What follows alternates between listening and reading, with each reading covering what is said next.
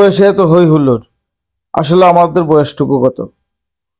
আমাদের কাছে মনে হচ্ছে আমরা যেন 40 থেকে 60 বছরের একটি কৈশোরে পা দিয়েছি। আর এমন বয়সে এমন হই হুল্লোড় একমাত্র কুড়ালদ্বীপে মানে। আমরা আমাদের প্যারাসাইক্লিং শেষ করে এখন আমরা ব্যাক করছি, আমাদের আরেকটা স্পটে যাব। সেই স্পটে বিস্তারিত আপনাদের সঙ্গে তুলে ধরবো। আমাদের সঙ্গে যারা আছেন দেখতেই পাচ্ছেন। তো আমরা এখন যাচ্ছি কুড়ালদ্বীপে, থাইল্যান্ডের পাতায়া কুড়ালদ্বীপে। আজকের এই পর্বটি সবাইকে শুভেচ্ছা দিচ্ছি আমাদের 7ম পর্বে। চলুন 7ম পর্বে আমরা যাই, কিছু মনোমুগ্ধকর দৃশ্য আপনাদের সঙ্গে তুলে ধরবো কুড়ালদ্বীপের। আর এই কুড়ালদ্বীপে যেতে হলে কিভাবে যেতে হয় এবং ওখানে গেলে কত টাকা খরচ পড়ে, বিস্তারিত ওখানে কি কি পাওয়া যায় সব কিছু আপনাদের সঙ্গে শেয়ার করব।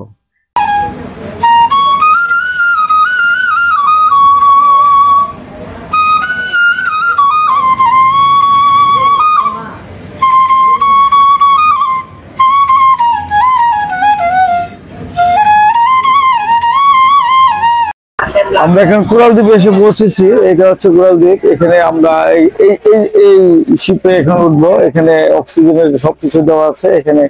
এখানে যারা নামতে চায় তাদেরকে একটু নামাবে, পানির নিচে নামানোর পরে কুড়াল মাছ কাছাকাছি আসবে, এগুলো একটু দেখা যায়। আমরা চলুন আমরা কিছু একটু দেখি বিস্তারিত।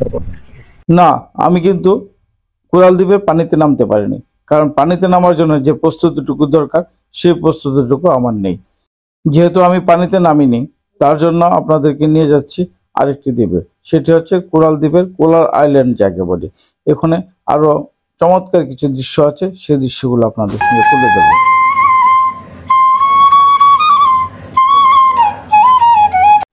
সমুদ্রপথে এই দ্বীপে না গেলে মনে হবে পাতায়ার ভ্রমণবৃথা।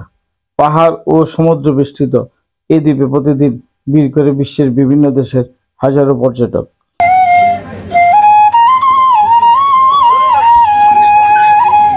আমাদের সহসঙ্গী একবার অসুস্থ হয়েছে, সুতরাং আপনাদেরকে একটু সতর্ক করে দিতে চাই, যারা স্পিড বোটে ভ্রমণ করবেন, যারা মাথার চক্কর দেওয়ার অভ্যাস আছে, তারা স্পিড বোটের পিছনে কখনো বসবেন না।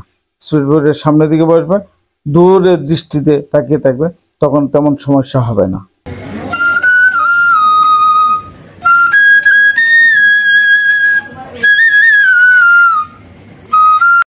আর হ্যাঁ, আমরা কিন্তু কুড়ালদ্বীপে এসে পৌঁছেছি। এখানে আমাদের কি কি ইভেন্ট আছে সবগুলো আপনাদের সঙ্গে শেয়ার করব। এখানে নানান ধরনের ইভেন্ট আছে, তবে সব ইভেন্ট মনে নেই। তার মধ্যে উল্লেখযোগ্য কয়েকটি হচ্ছে para sky driving, under sea world, banana boat event. সেখানে প্ল্যাটফর্ম থেকে আমাদের অন্যান্য প্যারাসাইলিং করানোর জন্য যথেষ্ট ব্যবস্থা রয়েছে।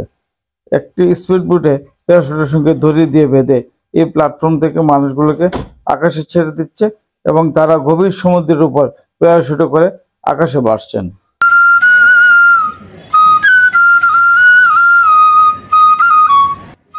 সমুদ্রের প্রাণীর দৃশ্য দেখে চোখ জুড়িয়ে যায়, সৃষ্টিকতার অপরূপ নিদর্শন। সমুদ্রপথে প্রাণীগুলো আমাদের দিকে আছড়ে পড়ছিল। অসাধারণ সৌন্দর্যমণ্ডিত দ্বীপটির নাম কোরালদ্বীপ। পাহাড় ও সমুদ্রের একসঙ্গে বসবাস এই দ্বীপে। সেখানকার পর্যটকরা বিভিন্ন রকম ইভেন্ট অংশ নিচ্ছিলেন। আমি আর আমাদের সহসঙ্গীদের কিছু কিছু ইভেন্টে যুক্ত হয়েছিলাম।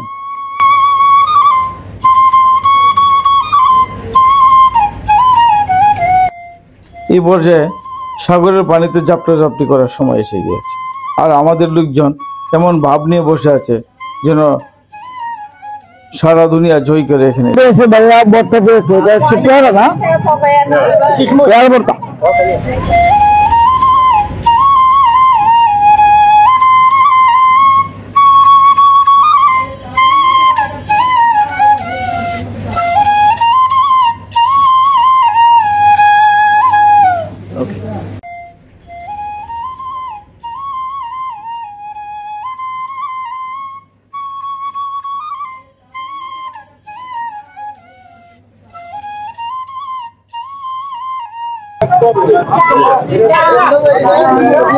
এই সিম্বলটা হচ্ছে আমাদের টিমের সিম্বল। তবে এখন কোকোনাট দ্বীপে যাবো আরেকটা ডাক দিয়েছে। ওদের নারকেল খাবো। সবার হাতে হাতে আছে না? এই যে সবার হাতে দেখে, এই যে সিম্বল, এই যে সিম্বল, এটা হলো আমাদের টিমের সিম্বল, যেন না হারিয়ে যাই। ঠিক আছে? ও মামা, মামা ডাকবো না, একদম মামা নারকেল হয়ে গেছে। ও আসলে আমরা ডাব খাই, আমরা যাবো নারকেল খেতে। এই সাগর পাড়ে এসে নারকেল যদি না খাওয়া যায় তাহলে নারকেলের মজা হয়। আর নারকেলের মধ্যে আমার একটা নেশা আছে, জানি সেই নেশাটা একটু কাজে লাগাবো। নারকেল ধাপ যাকে বলি আমরা। এই যে আমাদের লোকজন সবাই খাচ্ছে। ওকে, নাও আই এম কামিং।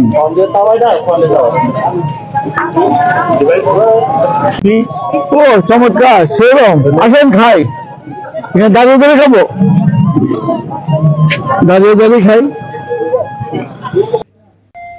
ডাবের প্রতি আমার একটা দুর্বলতা আছে, আর সেই দুর্বলতাটা গুলো কাটিয়ে ওঠার জন্যই ডাব খাচ্ছি। আর ডাব আসলে সারা বিশ্বের মধ্যে চলে। আর ডাবের পানিটা খেলে একটু তৃষ্ণা মেটানো, এবং ডাবের শ্বাসটা খেলে আরেকটু ভালো লাগে।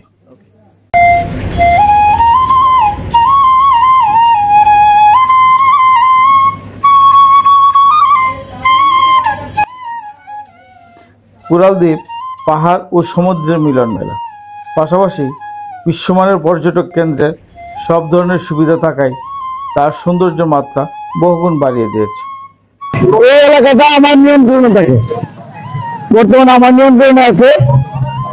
যারা আছে প্রত্যেকে আমাকে ট্যাক্স দিয়ে যায়, এবং এখানে কুড়াল আইল্যান্ড বলে এটাকে। কুড়াল আইল্যান্ডে যত মাছ আছে সব আমি যারা নিয়েছি, এই এলাকাটা পুরো পর্যন্ত। এখানে ফিশারম্যান যারা আছে তাদেরকে আমি রোজ টাকা দিই, এবং বাদ দিই বাদ।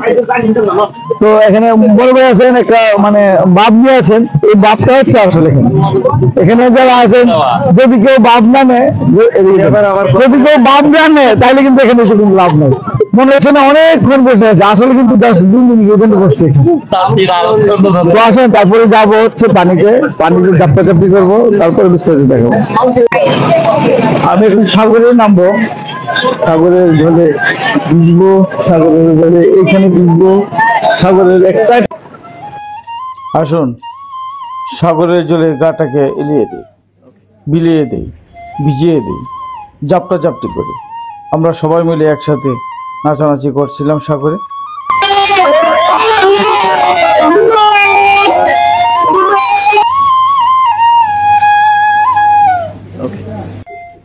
দূরে তাকিয়ে দেখলে বোঝা যাবে যে একটা নির্দিষ্ট এরিয়া দেওয়া আছে, আর সেই এরিয়ার বাইরে কখনো যেন কোনো মানুষ যেন সাগরে না জানে। এবং কারণ হচ্ছে এই যে দেখা যাচ্ছে যে এরিয়াটুকু, সেই এরিয়াটুকু বাইরে যাওয়াটা খুবই রিস্কের বিষয়। সুতরাং যারা যাবেন, যারা সাগরে নামবেন, তারা কখনোই এর সীমানার বাইরে না যাওয়াই উত্তম, কারণ এর সীমানার বাইরে গেলে হয়তো নিজেকে হারিয়ে ফেলতে পারেন।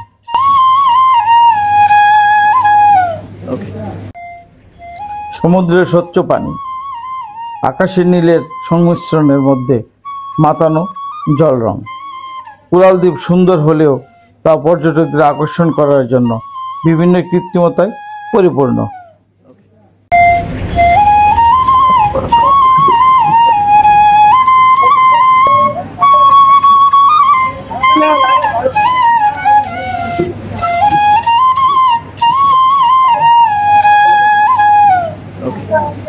আমরা যারা পানিতে নেমেছিলাম, নীল রঙের পানি দেখে যেন প্রায় পাগল প্রায় হয়ে গিয়েছে। জাপটাজাপটি, লাফালাফি, একজন আরেকজনকে জড়িয়ে ধরা, পানির নিচে ডুব দেওয়া। কিন্তু আরেকটা জিনিস মনে রাখতে হবে, মুখ খোলা যাবে না, কারণ সাগরের পানি, সারা বিশ্বের সাগরের পানি কিন্তু নোনা, অর্থাৎ নোনা পানিতে আপনার মুখটা একেবারে বিশ্রী হয়ে যাবে। সুতরাং মুখ বন্ধ রাখবেন সবসময়। কুড়াল দ্বীপে আমরা ছিলাম প্রায় 3 ঘন্টা। সেই 3 ঘন্টায় আমরা যা যা করেছি তা আপনাদেরকে তুলে ধরার চেষ্টা করেছি। আর কুড়াল দ্বীপে পাহাড় সমুদ্র মিলন মেলায় আমরা এই সৌন্দর্য মুগ্ধ হয়ে কুড়াল দ্বীপের ভ্রমণ শেষে আমরা আবার স্পিড বোটে করে আবার রওনা দিয়েছি পাতায়া শহরে। পাতায়া শহরের খুব কাছাকাছি আমরা চলে এসেছি। আর পাতায়া শহরে যখন আসলাম তখনই আমাদের কাছে মনে হলো আমাদের তো আরও একটি ইভেন্ট বাকি আছে। সেই ইভেন্টটুকু আরেকদিন না হয়ে দেখাবো আরেকটি পর্বতে। আমরা যে আইল্যান্ড থেকে স্পিড বোটে গিয়েছিলাম সেই আইল্যান্ডে। আবার আইল্যান্ড থেকে এখানে আইল্যান্ডের যে ভিডিওটা এখানে সমাপ্ত করলাম। আপনারা যারা দেখছেন নিশ্চয়ই ভালো লেগেছে। আর স্পটে যাবো, আবার দেখা হবে ইনশাআল্লাহ।